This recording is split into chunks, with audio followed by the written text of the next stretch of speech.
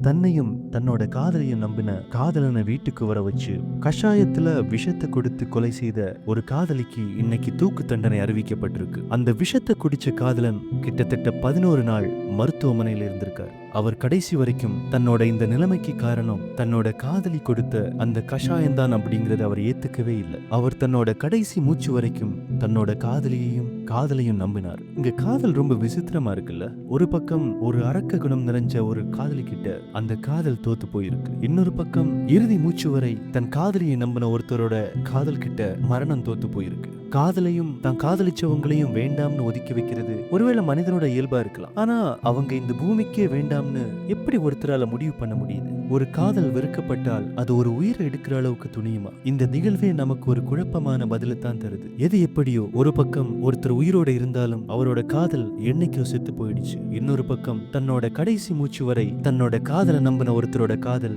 அவர் இந்த பூமியை விட்டு போனதுக்கு அப்புறமும் வாழ்ந்துட்டு இருக்கு. குட் நைட் பை யாரோ.